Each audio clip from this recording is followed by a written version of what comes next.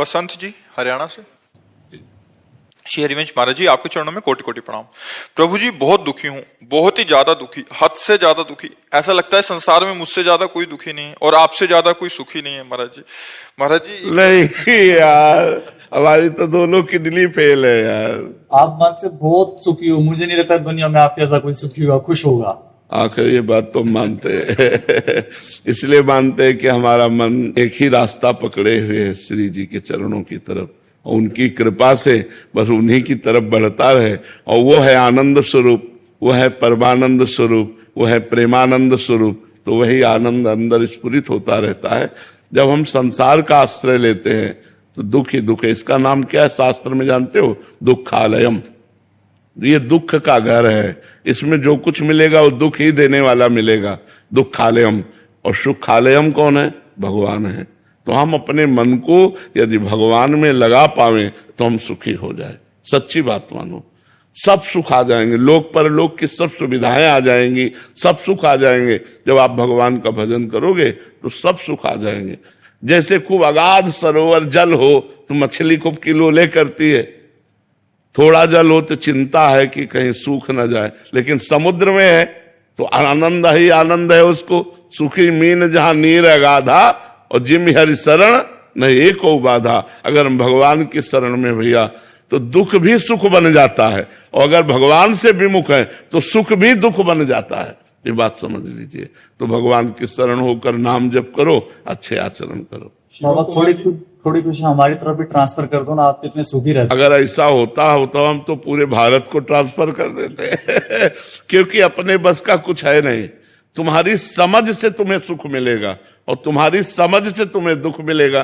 Positive चिंतन हो गया तो निगेटिव चिंतन को दबाकर जब पॉजिटिव चिंतन बढ़ता है तो आनंद आता है, और जब पॉजिटिव चिंतन को दबाकर निगेटिव चिंतन बढ़ता है तो हम चाहे जितने करोड़पति हों, हमें दुखी का अनुभव होगा।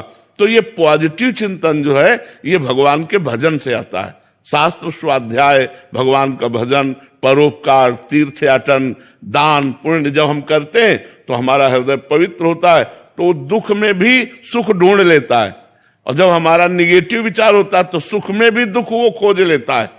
कहीं ऐसा ना हो जाए, कहीं ऐसा ना हो जाए, ये चिंतन वो चिंतन, बड़ा भयावह चिंतन, दुख, विषाद, शोक, चिंता, उद्वेग, ये सब अंदर आ जाता है। तो हमें लगता है हमारे करने से नहीं होगा, ये चीज आपको करनी होगी। जो हम कह रहे हैं उसको आप करो तो आपका चिंतन सही हो जाएगा।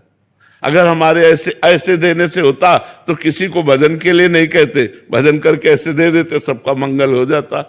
वैसे संत जन तो कहते ही रहते हैं, सर्वे भवन्तु सुखिना, सर्वे सन्तु निरामया, सर्वे भद्राणि पश्यन्तु मां कश्चित् दुख भाग भवेत्। किसी को दुख ना हो, सब सुखी रहें, सब स्वस्थ रहें। पर सब हैं क्या? जो भजन कर रहे हैं, जो भगवान से जुड़े हैं, वही कृपा का अनुभव कर रहे हैं। नहीं तो सब दुखी हैं, सब दुखी। किसी को ना समझो, बड़े बड़े अरबपति खरबपति सब दुखी हैं, सुखी वही है जो पूरा भगवान को समर्पित है।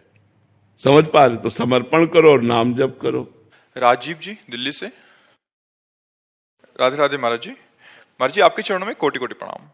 महाराज जी, भगवान एवं देवता जी में क्या फर्क है?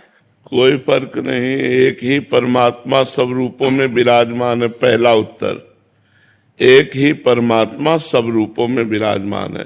पर जब हम उन्हें परमात्मा भाव नहीं देखते तब फिर अलग अलग पावर है। एक बार उपनिषद की कथा है, सब देवता दैत्यों पर विजय प्राप्त करके बड़े आनंद में उत्सव मना रहे थे। अप्सराएं नृत्य कर रही थी, गंधर्व गान कर रहे थे, देवता सब अपने सिंहासनों पर विराजमान थे। तो देखा भगवान ने कि इनको अहम हो गया है कि मैं बलवान हूं और मैंने दैत्यों पर विजय प्राप्त की।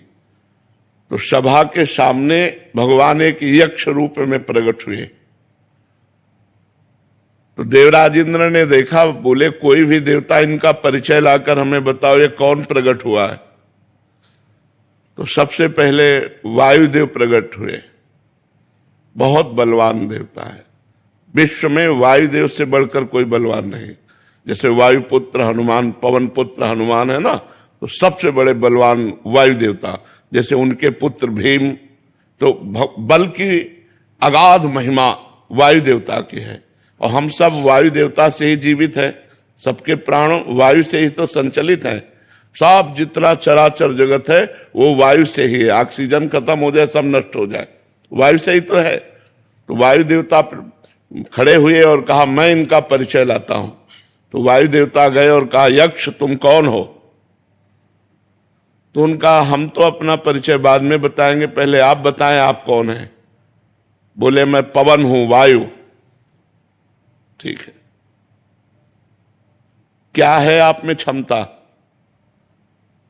तो उनका क्षमता ऐसी कि मैं पूरे त्रिभुवन को तिनके के समान उड़ा सकता हूं। तो एक तिनका प्रकट किया और कहा उड़ा के दिखाओ।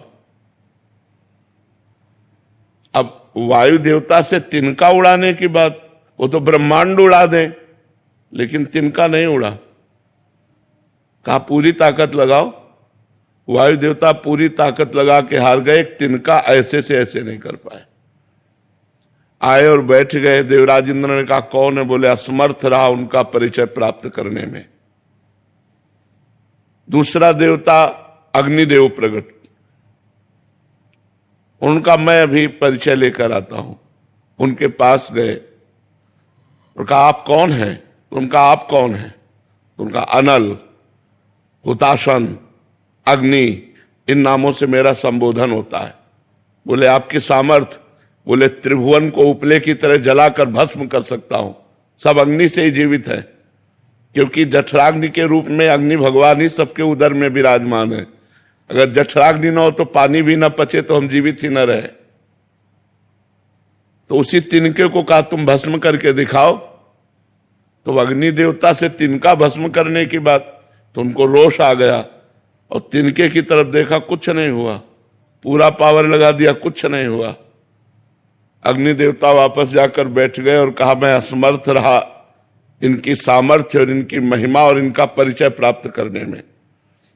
तब स्वयं देवराजेंद्र उठे, ये उपनिषद में कथा है। देवराजेंद्र उठे और उठ करके जे ही गए सो यक्ष अंतर ध्यान हो गए। यक्ष की जगह पर दुर्गा देवी प्रकट हुई और उनका देवराजेंद्र तू इतना घमंडी है कि तू भगवान से बात करने का भी अधिकारी नहीं है। इसलिए भगवान अंतर ध्यान हो गए, वो यक्ष रूप में भगवान थे। तो इतना समझ ले तेरे वायु देवता में इतनी सामर्थ्य नहीं कि तिनका उड़ा सके, अग्नि देवता में इतनी सामर्थ्य नहीं कि तिनके को भस्म कर सके। सब भगवान की सामर्थ्य से युक्त हो। घमंड मत करो, भगवान ही तुम्हारे अंदर अपनी सामर्थ्य प्रकट करते हैं, तब तुम अपना कार्य कर सकते हो। तो वैसे सब देवता भगवान के स्वरूप हैं, पर जब अलग हम देखते हैं तो उनकी सामर्थ्य एक सीमा में है और भगवान असीम सामर्थ्यशाली है। देवता मोक्ष नहीं प्रदान कर सकते, देवता एक सीमित फल प्रदान करेंगे। जितनी आप आराधना करोगे उतना ही फल आपको प्राप्त होगा। देवता एक दुकानदार जैसा, जैसे आपकी दुकान में जो सामान है हम पैसा दे तो उतना ही दोगे, इसके अलावा नहीं दोगे। तो जितनी आप तपस्या करेंगे, जिस देवता के लिए जितना पूजन करेंगे, जितना आप आराधन करेंगे, उतना ही वो फल दे पाएगा, इसके आगे उसके सामर्थ्य नहीं। और जब हम भगवान मान के करते हैं तो फिर भगवान उसकी इच्छा की पूर्ति करते हैं। समझ पाए आप? विजय जी जौनपुर से। राधा वल्लभ श्री हरिवंश प्रभु। श्री हरिवंश महाराज जी, आपके चरणों में कोटि कोटि प्रणाम। महाराज जी, श्री जी और आपकी कृपा से आपको करीब 1.5 साल से गुरु रूप में स्वीकार किया है। बहुत जीवन में परिवर्तन आया। महाराज जी, मेरा प्रश्न है कि आप कहते हैं कि अपना पुराना रजिस्टर जांच लो। गुरुदेव भगवान, मेरे पुराने रजिस्टर में व्यभिचार, चापलूसी, झूठ, अवगुण दर्ज हो गए हैं। मैं अपना नया रजिस्टर तैयार करना चाहता हूं, जिससे भागवतिक न्यायालय में मेरी जीवात्मा का न्याय एवं कल्याण हो सके। इसके लिए क्या करूं? भगवान नाम जप करो, भगवान की कथा सुनो, सब में भगवान को देखने की चेष्टा करो, परोपकार करो। इसी से बहुत बढ़िया रजिस्टर बन जाएगा। किसी का बुरा मत चाहो, किसी का बुरा मत देखो, किसी का बुरा मत करो और खूब नाम जप करो, बढ़िया हो जाएगा। गुरुदेव भगवान, ये आंख, ये हाथ, ये मन दलदल में फंसा दिया प्रभु मुझे। हाँ, बिल्कुल फंसा दिया, लेकिन ये नाम उठा के आपको भगवान के समीप पहुंचा देगा। नाम जप करो, राधा राधा राधा राधा, सब ठीक हो जाएगा। खूब केस आपके हवाले है। खूब नाम जप करो, नाम जप करो, नाम से सब ठीक होगा। हम सब मुजरिम है माया के अंतर्गत तो है ना, निकाल सकते हैं तो भगवान निकाल सकते हैं इस माया दलदल से। जैसे तुम हो वैसे हम हैं, कोई खास बात नहीं है। हाँ, हम भगवान की शरण में हैं, आप अभी अहंकार की शरण में, वो अंतर इतना है। इसलिए खूब नाम जप करो और अहंकार को भगवान के चरणों में समर्पित कर दो। रजनी जी, महाराज जी, भगवान शिव अपने भक्तों को आत्मबोध की ओर कैसे ले जाते हैं, कृपा रूप से या साधना से? कृपा ही साधना है। भगवान की जब कृपा होती तो साधना बनती है, और साधना से भगवान की कृपा का अनुभव होता है। भगवान की कृपा है और साधना नहीं है तो आप भगवान की कृपा का अनुभव नहीं कर सकते। साधना ही भगवान की कृपा है। जब रात दिन उत्तम साधना बनने लगे तो समझो भगवान की बड़ी कृपा है। ये अहंकार से नहीं कि मैं साधना कर रहा हूं, भगवान की कृपा से ही साधना होती है, और साधना से भगवान की कृपा का अनुभव होता है। और जिसको कृपा का अनुभव हो गया वही भगवत साक्षात्कार का अधिकारी बन जाता है। शिवम कुमार जी, राधे राधे महाराज जी। महाराज जी, मेरा प्रश्न है कि अपने गुरुदेव के साथ प्रकट में ना होने के बावजूद भी हम अपने प्रकट सानिध्य उनके कैसे अनुभव कर सकते हैं? मंत्र के द्वारा। जो गुरु मंत्र है, यदि हम उसे खूब जपें तो गुरु मंत्र की जगह ही गुरु जी प्रकाशित हो जाएंगे। महाराज जी, मैंने गुरु मंत्र तो नहीं लिया है, पर मैंने आपको गुरु रूप में वर्ण किया है, तो आप एक बार श्रीमुख से बोल दीजिए कि आप मेरे साथ हैं। तो हम तो राधा राधा कहते हैं, ये गुरु मंत्र नहीं है क्या? अगर राधा राधा आप जप रहे तो हम आपके साथ ही हैं। राधा ही हमारा प्राण है, राधा ही हमारा जीवन है, राधा ही हमारा सर्वस्व है। जी, मैंने आज से आपके जो श्रीमुख से मैंने कृष्ण कृष्ण नाम से मतलब जपना शुरू किया था। कृष्ण जपो, वही राधा है, वही कृष्ण है। कृष्ण कृष्ण जपो। राधा नाम हनुमान चालीसा के साथ भी जप सकते हैं? जप सकते हैं भगवान नाम कहीं भी जप सकते हैं। कमलदीप जी, राधे राधे गुरु। राधे राधे महाराज जी। महाराज जी, मनुष्य अंदर से इतना बेचैन क्यों रहता है, सब कुछ होते हुए भी अशांत क्यों है? उसका क्योंकि वो आनंद का अंश है, उसे आनंद चाहिए। और इस दुखालयम अशाश्वतम, दुख प्रदान करने वाले नाशवान संसार में आनंद कहीं है नहीं। वो खोजता है प्रतिकूल शरीरों में, जैसे पुरुष शरीर तो स्त्री शरीर में, स्त्री शरीर तो पुरुष शरीर में, वस्तुओं में, धन में, मकान में, पद में, प्रतिष्ठा में। लेकिन ये सब जिसको प्राप्त है वो भी आनंद में नहीं है, क्योंकि आनंद का अंश आनंद समुद्र में ही अवगाहन करने पर वो आनंदित हो सकता है, और वो है भगवान, सिर्फ भगवान। तब लगी कुशल न जीव कहूं, सपने हूं मन विश्राम, जब लग भजत न राम कहूं, शोक धाम तज काम। जो चाहत है नित्य सुख, अरु मन को विश्राम, हित ध्रुव हित सो भजत रहो, पल पल श्यामा श्याम श्यामा श्याम श्यामा श्याम। जब तक भगवान का भजन नहीं होगा तब तक कोई उपाय करके देख लो, मन शांत नहीं होगा। कुछ भी भोग लो, कुछ भी खा लो, कुछ भी देख लो, कहीं भी चले जाओ, एक अपूर्ति सी बनी रहती है। लगता है जो मैं चाह रहा था वो इसमें नहीं मिला, शायद इसमें होगा, शायद इसमें होगा, शायद इसमें होगा, और पूरा जीवन भोगते भोगते व्यतीत हो जाता है और कभी नहीं मिलता। और देखो गोस्वामी जी कह रहे हैं, तुलसीदास जी महाराज, जाकी कृपा लवलेस ते, मतिमंद तुलसी दास हो, पायो परम विश्राम, राम समान प्रभु नाही। बोले परम विश्राम प्राप्त हो गया। जहां जन्म जन्मांतर से भटकते चले आ रहे थे, एक कृपा कोर भगवान की हुई कि हृदय शीतल हो गया। जन्म जन्म की तपन आनंद में बदल गई। अब कुछ नहीं चाहिए। वैसे तो मैं मतिमंद हूं, गोस्वामी जी कह रहे हैं, मतिमंद तुलसीदासु, पर पायो परम विश्राम, राम समान प्रभु नाही कहूं। भगवान के समान जो विश्राम हृदय में प्राप्त होता है वो कहीं संपत्ति में, किसी वस्तु में या किसी पद में नहीं मिल सकता। पर हमारा मन संसार में तो सहज में जुड़ जाता है, लेकिन भगवान में नहीं जुड़ता, क्योंकि भगवान दिखाई नहीं देते। प्रगट में अगर अपने लोगों को ऐसे दिखाई नहीं जैसे जगत दिखाई देता है तो फट से प्यार हो जाए, क्योंकि वे इतनी प्रेम मूर्ति है, इतने सुखमय है, पर वो दिखाई देते नहीं। तो इसीलिए हम जो दिखाई देता है उसमें आनंद खोजते हैं, पर जो दिखाई देता उसमें आनंद है नहीं, और जो नहीं दिखाई दे रहा वो आनंद सिंधु है। तो इसी को गुप्त करके भगवान खेल रहा है, अपने आनंद को गुप्त करके इस माया में ही खेल रहा है वो। अब हमें संत मिले, गुरु मिले, गाइड मिले, और वो हमें रास्ता बतावे आनंद का। जब हम साधना करें तो हमारा मन विश्राम को प्राप्त हो जाए। रोम रोम आनंद से भर जाता है, रोम रोम आनंद से भर जाता है। हृदय में कोई चाह नहीं रह जाती। बस एकांत में बैठकर इस बात से रोना आता है कि आपने कृपा की और मुझे संसार से घसीट लिया। अगर आप कृपा न करते तो पूरा जीवन संसार में नष्ट हो जाता। प्रभु आप बड़े कृपाल हो जो मुझे संसार से हटाकर अपने में लगा लिया। महाराज जी आपने विश्राम की बात की। विश्राम मतलब किसी भी चीज की कामना ना रह जाना, ये विश्राम है? विश्राम का मतलब जैसे घड़ी कसे लाए चलो, दीवाल घड़ी कसे लाए चलो, सुई अपनी अपनी जगह ठप हो जाएगी कि नहीं? एकदम नहीं हिलेगी। ऐसे ही मन, बुद्धि, चित्त, अहंकार सब परमात्मा में स्थित हो गया, इसे विश्राम कहते हैं। मन कृष्णमय, बुद्धि कृष्णमय, चित्त कृष्णमय, अहम कृष्णमय, अब सब कृष्णमय हो गया। अब अंदर ही अंदर वो परमानंद की बाढ़ आ रही।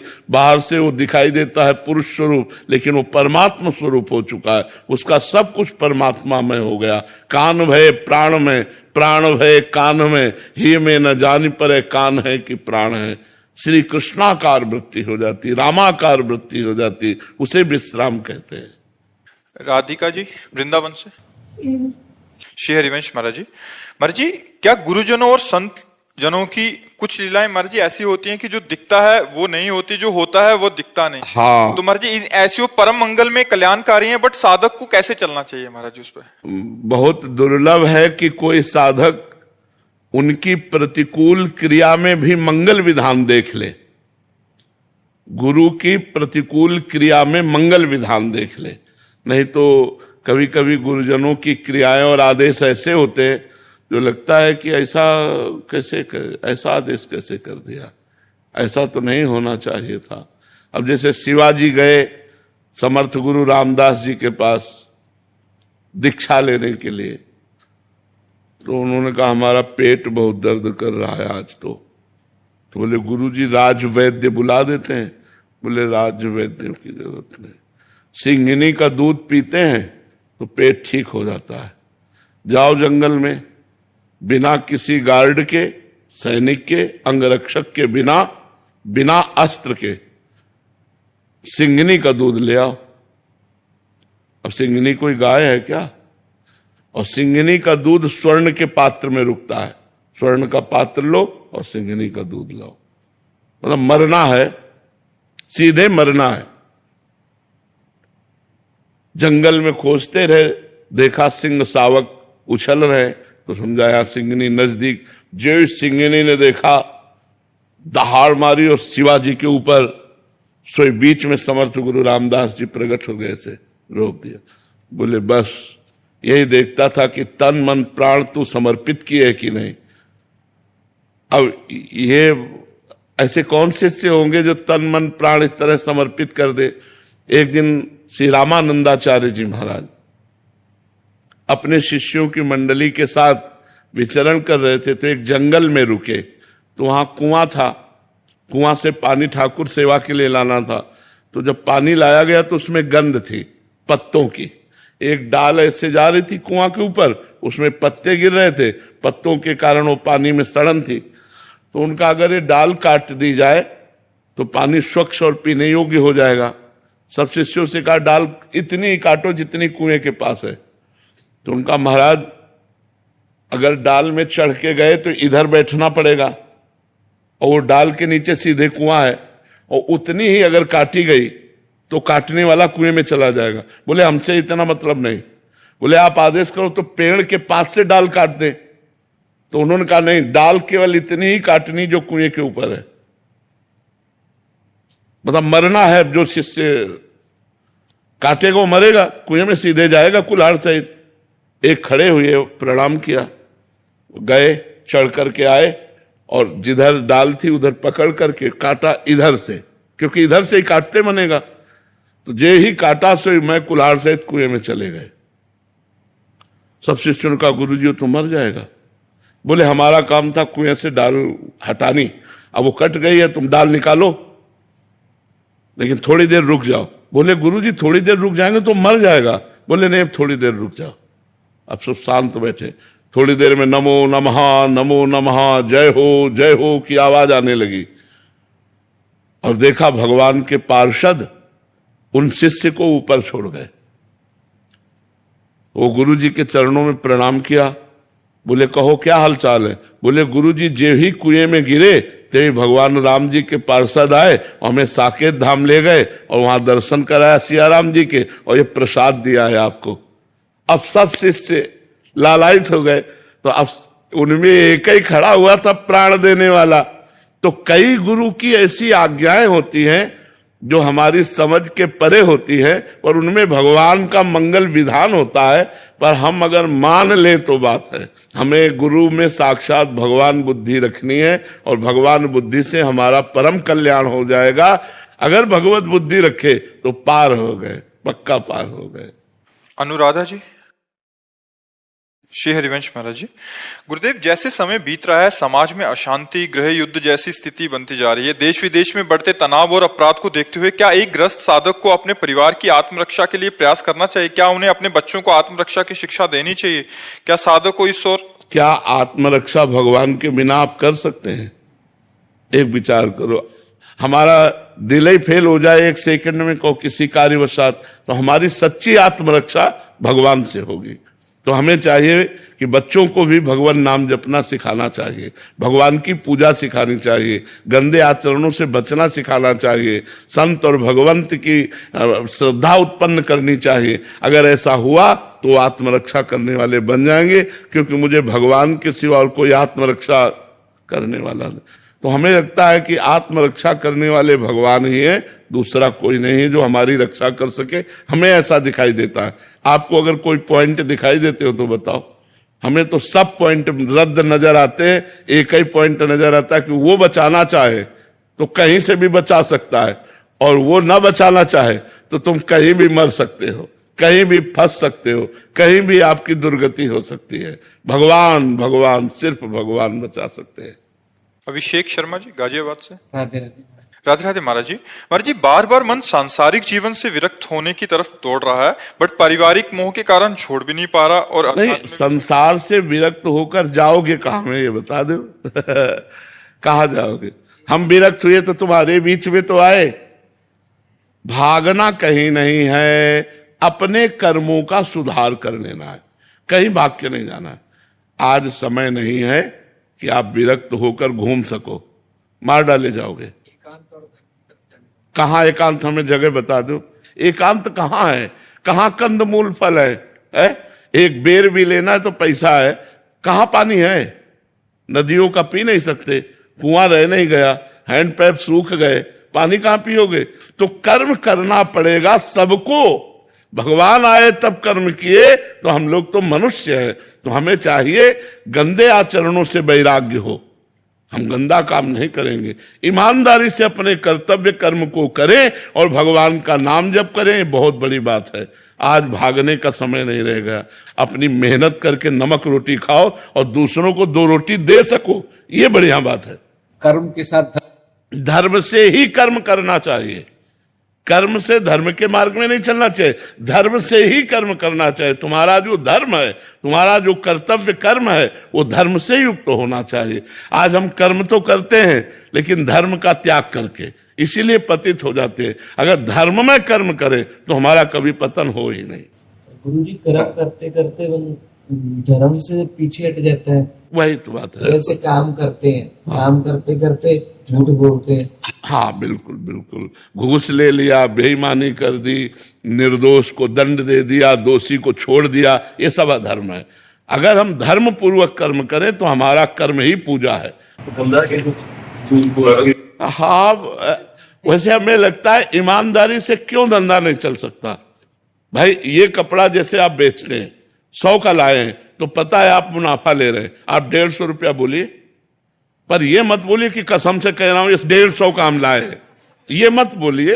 नहीं, लोग कहने लगते ला तो ये बात मत कहो। आप 150 का बेच रहे हो, पक्की बात है, क्योंकि अगला आदमी जानता है ये दुकान मकान परिवार सब इसी से चल रहा है, तो मुनाफा जरूर लेगा, तो उसमें ज्यादा झूठ बोलने की जरूरत नहीं है। महाराज जी, मैं जीवन में ये प्रयास करता हूँ कि धर्म का पालन करूं, लेकिन अगर कोई व्यक्ति हमारे साथ अधर्म करके छल करके कोई करे, तो क्या हमें उसका जवाब देना चाहिए उसी तरीके से या शांत? नहीं, उस तरीके से नहीं देना चाहिए, अपने धर्म से जवाब देना चाहिए, अपने धर्म से जवाब देना।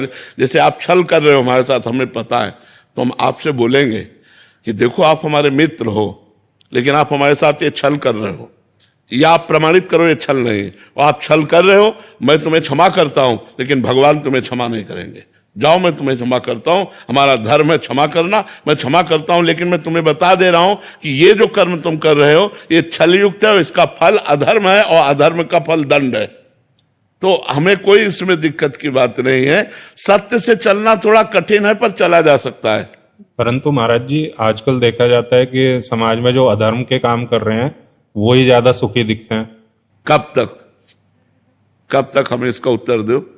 क्या आपको पता है अधर्म करने वाला 4 दिन हाइलोजन की तरह चमकता, फिर फ्यूज हो जाता है, और धर्म से चलने वाला दीपक की तरह जलता है, लेकिन कुल परंपरा तक जलता रहता है। तो हाइलोजन की तरह जलना पसंद करोगे या दीपक की तरह? लेकिन ज्यादातर तो लोग आजकल हेलोजन की तरह ही जलना पसंद। तो फिर जल जाते हैं ना। वो जीवन अच्छा कि अपनी साइकिल से चल के जी ले, वो अच्छा। पर भाई धर्म कर्म से जब चलते हैं तो फिर बीवी नहीं जीने देती। ऐसा नहीं है, ऐसा नहीं है, उसको समझाया। अब सही बात तो हमें ये लगता है कि यदि हम दोनों प्यार करते हैं और समझाया जाए कि धर्म से यदि नमक रोटी खाएंगे तो हमारे बच्चे अच्छे ग्रेजुएट होंगे, और अधर्म से यदि हम, तो हमारे बच्चों पर प्रभाव पड़ेगा, हमारे परिवार पर को प्रभाव पड़ेगा। भाई जब वो दूसरों को देखते हैं ना कि दूसरों के भी बच्चे गाड़ी में चल रहे हैं, हम मोटरसाइकिल पे ही चल रहे हैं, तो फिर दिक्कत आ जाती है वहां। हाँ, लेकिन उनका पुण्य है ना, पूर्व का उनका पुण्य है, और हमारा पूर्व का उत्तर। ये प्रारब्ध मतलब भुगतना पड़ेगा।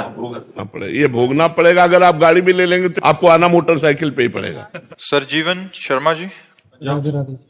राधे राधे महाराज जी। महाराज जी, मेरे गुरुजी श्री श्री परमहंस योगानंद जी प्रकट रूप में तो नहीं है, मैं उनकी शिक्षा लिखित रूप में ग्रहण करता हूँ। महाराज जी, मेरा प्रश्न है कि क्या मैं अपने गुरुदेव को ही अपना आराध्य या इष्ट मानकर उनकी पूजा, ध्यान, नाम जप, जय गुरु कर सकता हूँ? क्या मैं सही चल रहा हूँ?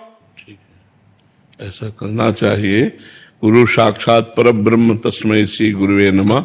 गुरु में परब्रह्म बुद्धि, इष्टाकार बुद्धि हो जाए, और गुरु की आज्ञा का पालन करे, और गुरु में ही चिंतन रखे। ध्यान मूलम गुरु मूर्ति, पूजा मूलम गुरु पदम, मंत्र मूलम गुरु वाक्यम, मोक्ष मूलम गुरु कृपा, उसी से हो जाएगा। कोई अलग से साधना की जरूरत नहीं। देवेंद्र राघव जी, गुरुग्राम से। श्री हरिवंश महाराज जी। महाराज जी, यदि ईश्वर ने सृष्टि की रचना किसी इच्छा या कामना से की, तो क्या ये मानना उचित होगा कि ईश्वर भी इच्छा के अधीन है महाराज जी, या मनुष्य अपनी इच्छाओं का प्रत्याग? फिर ईश्वर की इच्छा से तो सृष्टि हुई, लेकिन ईश्वर की इच्छा इस समय आपके अंदर नहीं, इस समय आपकी इच्छा है। अगर अपनी इच्छा को ईश्वर की इच्छा में मिला दें तो आप महापुरुष हो गए। आप अपनी इच्छा को मिटा दें तो वही तो नहीं हो पा रहा है। हम अपनी इच्छा को ईश्वर की इच्छा में नहीं मिला पा रहे हैं, हम अपनी इच्छाएं अलग से रख लिए। और 3 गुणों की माया की रचना है, जिसमें एक राक्षसी प्रवृत्ति है तमोगुण, एक घोर प्रवृत्ति अशांत प्रवृत्ति है रजोगुण, और एक शांत प्रवृत्ति है सतोगुण। इन्हीं में विचरण करता रहता है पूरा संसार। कोई त्रिगुणातीत होकर अपनी इच्छाओं को भगवान में समर्पित करके, जाहि न चाही कबहु कछु, तुम सन सहज स्नेह बसहु निरंतर तासुर, सो राउर निजगे। जिसने इच्छाओं को मिटा दिया वो भगवान को प्राप्त हो गया, फिर भगवत स्वरूप हो गया। भगवान की इच्छा से ही जगत रचा है, लेकिन इसमें जो जगत में इच्छाएं हम कर रहे हैं वही हमारे बंधन का कारण है। इच्छा रहित तो हो जाना ही बंधन मुक्त हो जाना है, इच्छाएं ही बंधन है। देखो, इसमें भगवान इच्छा कर रहे हैं कि आप कर रहे हो? आप इच्छा कर रहे हो। आप इच्छा छोड़ दो, इच्छा रहित हो जाओ, तो आप देखोगे भगवत स्वरूप आनंद आपके अंदर आ गया। इच्छाएं मिटाने के लिए तो साधना की जाती है। जा ही न चाहिए कबहू कछु, कभी कुछ नहीं चाहिए। कोई इच्छा नहीं। सकल कामनाहीन जे राम भगति रसलीन, जो सारी कामनाओं को छोड़ देते वो भगवान के प्रेम रस में लीन हो जाते हैं। कामनाएं तो हमें जगत में फंसाए हैं, कुछ कामनाएं पाप करवा रहे हैं, कुछ कामनाएं पुण्य करवा रहे हैं, तो बार बार लोकांतर में पुनरपि जननम पुनरपि मरणम पुनरपि जननी जठरे शयनम, यही खेल हो रहा है। इच्छाओं का त्याग कर दो, अभी भगवत प्राप्ति का अनुभव हो जाएगा। समझ पा रहे हैं आप? सार्थक सिंह जी लखनऊ से। महाराज जी, कुछ भी करते हैं तो अगर असफलता मिलती है तो मन घबरा जाता है, निराशा होती है। असफलता पूर्व जन्म के प्रारब्ध कर्म के अनुसार मिलती है। जैसे हम बहुत पढ़े लिखे लेकिन हमें नौकरी नहीं मिल रही, लाखों रुपया लगा रहे लेकिन व्यापार में सफलता नहीं मिल रही, क्योंकि आपको दुख भोगना है। आपने ऐसे कर्म किए हैं कि उनके परिणाम में आपको दुख भोगना है, इसलिए असफलता, इस असफलता में भी हम सफलता खोज ले, ये आध्यात्मिक ज्ञान है। अगर आध्यात्मिक ज्ञान नहीं है तो फिर लाभ नहीं मिल पाएगा। असफलता में भी सफलता, जैसे दोनों किडनी फेल हैं, परेशानियां हैं, लेकिन कोई परेशानी नहीं, भगवान की कृपा से जो होना चाहिए वो हो रहा है, बस आनंद है। क्यों? क्योंकि आनंद स्वरूप भगवान से हम जुड़े हुए हैं। अगर आप जुड़ो तो असफलता भी सफलता में बदल जाएगी। वो भगवान कर्तुम अकर्तुम अन्यथा कर्तुम सर्व समर्थ ईश्वर है। देखो सुदामा जी का प्रारब्ध 3-3 4-4 दिन भोजन नहीं मिलता था, और श्री कृष्ण की कृपा सुदामापुरी बना दी। तो कृपा और प्रारब्ध, इनमें अंतर है। प्रारब्ध से तो हम असफल हो जाएंगे, लेकिन कृपा हमें सफलता प्रदान करेगी। इसलिए हमें नाम जप करना चाहिए, अच्छे आचरण करना चाहिए और परोपकार करना चाहिए, दूसरे जीवों को सुख प्रदान करना चाहिए। इससे बहुत जल्दी भगवान की कृपा हमारे ऊपर हो जाएगी और हम मंगलमय सफलता को प्राप्त हो जाएंगे। श्री राम द्विवेदी जी। श्री हरिवंश महाराज जी। महाराज जी, क्या कभी भी किसी भी भगवान का चिंतन हो, किसी भी प्रकार का, जैसे भगवान के भजन होते हैं या कीर्तन माना जाएगा? महाराज जी ये कह रहे हैं कि हनुमान जी, मारुति जी, जय माता दी, जय सिया राम, राधा कृष्ण, ये सब नाम के अंतर्गत आते हैं। ये प्रारंभिक बातें हैं, प्रारंभिक बातें। और भजन का स्वरूप तो यह है कि एक नाम पकड़ लिया और 6 घंटे उसी पे आए। राम पकड़ लिया तो राम राम राम राम राम राम 6 घंटे राम जपे, तब जाके नशा चढ़ता है, प्रारब्ध भंग होते हैं, पापों का नाश होता है। ये प्रारंभिक है कि जब जो मन आया सो पाठ कर लिया, जब जो मन आया सो नाम जप कर लिया। लेकिन आगे अगर बढ़ना है तो किसी एक नाम को लेकर 5-6 घंटे 8 घंटे उठते बैठते चलते फिरते कार्य करते हुए एकाग्रता पूर्वक जपिए, धीरे धीरे 24 घंटे लाइए, फिर आप देखिए चमत्कार नाम का। कृष्णा मित्तल जी अलीगढ़ से। राधे राधे। राधे राधे महाराज जी। महाराज जी, मैं नाम जप करता हूँ पर रातों में रोता हूँ, क्योंकि भगवान इतनी परीक्षाएं लेते हैं कि मैं हार मान लेता हूँ। भगवान सुनते ही नहीं है महाराज जी। नहीं, ऐसी बात नहीं, भगवान सुन रहे हैं, पर हमारे पाप कर्म हैं उनको भुगता रहे हैं। अवश्य में वो भोक्तव्यम कृतम कर्म शुभाशुभम। सुन तो रहे यार, हृदय में बैठे सुन रहे हैं, पर सुनकर भी अनसुनी कर रहे हैं, क्योंकि आपने उनकी बात नहीं सुनी, शास्त्र आज्ञा नहीं मानी और मनमानी पापाचरण किए, तो अब वो तुम्हारी सुन रहे हैं पर सुन के भी अनसुनी कर रहे हैं कि भोग लो, पवित्र हो जाओ।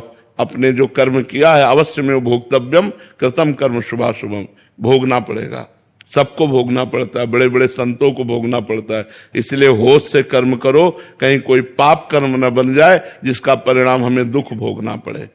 सावधानी से कर्म करो।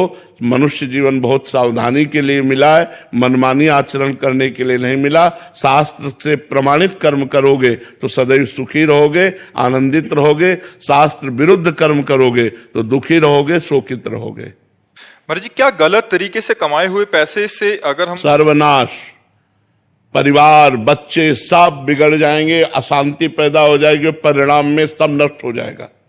इसलिए होश में रहो, धर्म से कमाओ, नमक रोटी खाओ, चैन से जियो। अधर्म से कमाओगे, रबड़ी खाओगे, आंतें फट जाएंगी, आज नहीं तो कल, पक्का समझ लो। इसलिए अधर्म के पैसे से बचो, शॉर्टकट में करोड़पति बनने की कोशिश मत करो। मेहनत से कमाओ, और मेहनत से कमाई से अगर साइकिल से भी चलोगे तो तुम्हारी रौब है, शान है, तुम घर में जाओगे, चैन से व्यवहार होगा। और अधर्म से कमाओगे, पत्नी पुत्र परिवार सब कलह, सब अशांति, एक दिन देखना परिणाम में सब नष्ट हो जाएगा। इसलिए भगवान का जो बनाया हुआ मार्ग है उसी पे चलो तो सुख और शांति मिलेगी, अधर्म से नहीं। अब जैसे किसी निर्दोष को दंड देने के लिए किसी ने अटैची आपको दे दी, दोषी को मुक्त कर दिया और निर्दोष को दंड दिया। अब निर्दोष के हृदय की जितनी श्वासें हैं वो जो बद्दुआ दे रहे हैं तुम्हारा सर्वनाश कर देंगी। दुखिया को न सताइए, दुखिया देगा रोए, और जब दुखिया के मुखिया सुने तो तेरी गति क्या हो। आज तुम बड़े पद पे बैठे हो, लेकिन जब सबसे बड़ा पद वाला न्याय करेगा तो तुम्हारे होश उड़ जाएंगे, तुम्हारा सर्वनाश हो जाएगा। इसलिए अधर्म से बचना चाहिए। कृष्णा चंद्रा जी, राधे राधे महाराज जी। गुरुदेव भगवान, एक पिता माता के नाते बेटा और बेटी को ब्रह्मचर्य की बारे में मतलब सरल और बिना संकोच के महाराज जी कैसे समझाएं? कभी मतलब समझाना चाहिए, बड़े हो जाते हैं तो समझाना चाहिए, उनको बैठाना चाहिए पास और दोस्त की तरह समझाना चाहिए। पिता माता को चाहिए कि बच्चों से दोस्त का व्यवहार करे। बहुत अच्छे बच्चे बने जाएंगे जब आप दोस्त का व्यवहार। देखो अब तुम्हारी उम्र बढ़ रही, तुमको ऐसे मित्र मिल सकते हैं जो तुमको गलत बातें बतावें, गलत बातें मोबाइल में दिखावें। तुम देखना नहीं, करना नहीं, कोई हरकत गलत मत करना, ऐसा मत करना। जो ब्रह्मचर्य संबंधी सावधानियां हैं, अगर आप खुल करके बात करोगे तो अपनी कमियां खुलकर आपके सामने कहने लगेंगे। डांटना नहीं है, प्यार से। अच्छा, अगर आप में कोई गलती हो तो आप बताओ, ऐसी गलती की, अब आगे मत करना। अगर तुम्हारा मन कहे तो हमसे बात कर लेना, हम आपको समझाएंगे, लेकिन गलत मत करना। अब जैसे अगर भय है कि पापा से कहेंगे तो काट डालेंगे, ऐसे नहीं वचन उच्चारना चाहिए। तो गलत तो होगा ही, लेकिन आपको पता नहीं चले पाएगा और वो बहुत गलत हो जाएगा। उचित यह है कि अगर तुमसे गलती हुई तो हम तुम्हारा सहयोग देंगे, हमको बताना, हम तुम्हारे सहयोग में। तो बच्चे एक खुले हो जाएंगे आपसे और आपको अपनी कमी बता देंगे, तो जिन कमियों से आप उनको बचा सकते हैं। नहीं, आज हमारा जो वातावरण है ना, सब अपने में बिजी हैं, माता पिता अपने में बिजी हैं, बच्चे अपने में बिजी हैं, तो कोई किसी को समझा नहीं रहा है और अध्यात्म का मार्ग गुप्त होता जा रहा है, क्योंकि किसी को फुर्सत नहीं कि शास्त्र पढ़े, किसी को फुर्सत नहीं संत महात्माओं के पास जाकर बैठे। कोई बिरले भाग्यवान ऐसे हैं जो संत समागम कर रहे हैं। अब वो और उनका परिवार निश्चित परिवर्तित होगा। जो संत समागम कर रहे हैं, जो शास्त्र स्वाध्याय कर रहे हैं, वो कुछ ना कुछ तो आचरण बदलेंगे और अपने परिवार को संभालेंगे। लेकिन जहां सत्संग ही नहीं है, अब इतना मोबाइल बिजी किए कि शास्त्र पढ़ने का समय कहाँ रह गया है। मोबाइले से फुर्सत नहीं, एकांत में बैठे गेम खेल रहे हैं, सीरियल देख रहे हैं, ये मोबाइल से फुर्सत नहीं। शास्त्र स्वाध्याय के लिए तो एकाग्रता और पवित्र बुद्धि चाहिए। सत्संग सुनने के लिए हमें समय देना पड़ेगा, हमें आचरण सुधारने पड़ेंगे। कई ऐसे लोग बताए कि हमारे मित्र आपके पास नहीं आते डर के, बोले जो जाएंगे तो बाबा शराब छुड़वा देगा, बाबा मांस छुड़वा देगा, वो हम छोड़ नहीं सकते। छोड़ना तो पड़ेगा, शरीर भी आज नहीं तो कल ये शरीर भी तो छूटेगा, पर शरीर रहते हुए छोड़ दो तो अच्छे आदमी बन जाओगे। दूसरों का मांस खा रहे हो तो दूसरों को पीड़ा नहीं पहुंचा रहे, ये पीड़ा जब एकत्रित होगी तो तुम्हें पहुंचेगी। होश में उनको जला रहे हो तो काल तुम्हें जलाएगा, उनको काट रहे हो तो काल तुम्हें काटेगा।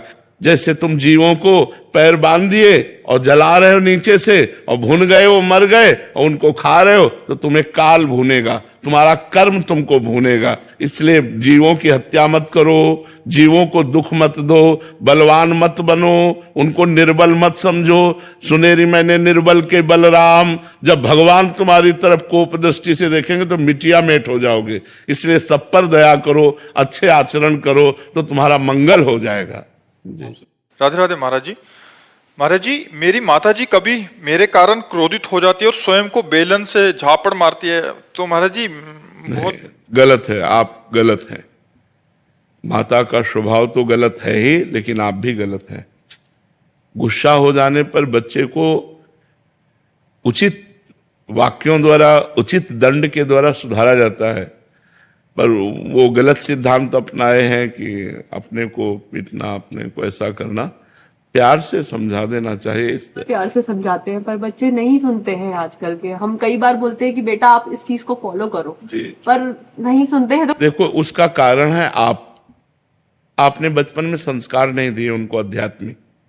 अगर आप माँ होकर के उनको आध्यात्मिक संस्कार देती, आपको उनसे कहती पैर छुओ, जब वो छोटे छोटे थे, अगर छोटे से बैठो, एक माला राधा नाम जप करो, राधा राधा बोलो, तुम्हें तब हम बाल भोग देंगे, आप राधा राधा जपो तब हम आपको खिलौना देंगे, तब आपको हम घुमाने ले चलेंगे। अगर आप भागवतिक संस्कार डालोगे तो देखो, हमारी माँ ने हमें भागवतिक संस्कार बचपन से डाले, शुरुआत से ही बता, कराग्रे वस्ते लक्ष्मी कर मध्य धरती के पैर छुओ, चलो हमारे छुओ, पिताजी के छुओ, भैया के छुओ। रेगुलर बोलती हूँ, वे नहीं सुनते हैं। देखो अब बड़े हो गए हैं, अब सुनना इनके बस के। समझाइए, बच्चे आपकी बहुत सुन रहे हैं, आज की जो जनरेशन है वो आपको बहुत फॉलो कर रही है। भाई हमारी इज्जत रख लो यार हमारी इज्जत रख लो कि अपने माता पिता के रोज चरण छुओ और माता पिता की आज्ञा का पालन करो। और आपको चाहिए कि आप इनकी माता जी हैं, आपको चाहिए कि इस तरह का व्यवहार ना करें। माता जी, अब बच्चों को मार भी नहीं सकते हैं, तो मैं अपने आप को हाथ नहीं नहीं, ऐसा उचित नहीं है। नहीं सुनते हैं महाराज। हाँ, अगर वो नहीं सुनते तो भगवान से प्रार्थना कीजिए कि उनको सद्बुद्धि दें और नाम जप कीजिए और इनको दीजिए। जी जी, बिल्कुल सिखा रही हूँ। नाम जप कीजिए और इनको दीजिए कि भगवान मैं 1000 नाम जप करके अपने बालक को देती हूँ, उसकी बुद्धि शुद्ध हो। इस तरह के व्यवहार से, जैसे क्रोध का व्यवहार आप करते हैं ना, इस तरह के व्यवहार से माहौल बिगड़ जाएगा। नहीं महाराज जी, मैं नहीं चाहती हूँ करना, मैं बिल्कुल नहीं चाहती हूँ। मैं अभी आपके पास 3 साल से आ रही हूँ, मैंने अपने आप को बहुत शांत किया है इन बच्चों के लिए ही। मैं तो देखो वो कह रहा है, मैं खा जाऊंगा, मुझे दिक्कत नहीं है मम्मा को। हाँ, वो ये कह रहे हैं, देखो वो कह रहा है कि जी, मुझे दर्द होता है अगर मैं इनको मारती हूँ तो। हाँ, तो तुम्हें जब मारती हो अपने को तो इसको दर्द होता है तो हमें लगता है दोनों को दर्द ना हो। ऐसा करो, तुम ऐसा करो, अपनी माँ के चरण छू करके आज से नियम लो कि हम माँ के विरुद्ध आचरण नहीं, ठीक है? और हमारी इज्जत रख लो। कह रहे हैं आज के 9 लड़के आपकी बात मानते, तो हमारी बात मान जाओ यार, हमारी बात मान जाओ, तो हमारी तुम्हारी दोस्ती हो जाएगी, ठीक है? दोस्ती मंजूर है? तो माता के रोज पैर छूना, रोज पैर छूना, और जब जो कहे उसे मानने की कोशिश करो। गलत वो कहेगी नहीं, माँ है, वो आपकी उन्नति चाहेगी। जिसमें उसको लग रहा है कि हमारा बालक पतित हो सकता है, उस बात को रोकेगी। वो वही चाहेगी जिसमें आप प्रकाशित हो, समाज में उन्नतशील हो, आप सुखी रहें। हमें लगता है कोई माँ ऐसा नहीं चाहती हमारा बालक गिरे, गंदे मार्ग में जाए या वो दुख पावे, समझ रहे ना? तो अपने माता पिता की बात माननी चाहिए, चाहे बच्ची हो चाहे बच्चा हो, और माता पिता को सुख देना चाहिए। हमें एक बात तुम्हारी अच्छी लगी कि माँ अपने को मारती तो तुम्हें दुख होता है, इसका मतलब तुम्हें माँ से प्यार है। अगर प्यार ना होता तो अपने को पीटती, हमें तो नहीं पीटती, हम निकल जाए, लेकिन तुम्हें दुख होता है, बहुत अच्छी बात है। अब ऐसे आचरण करो कि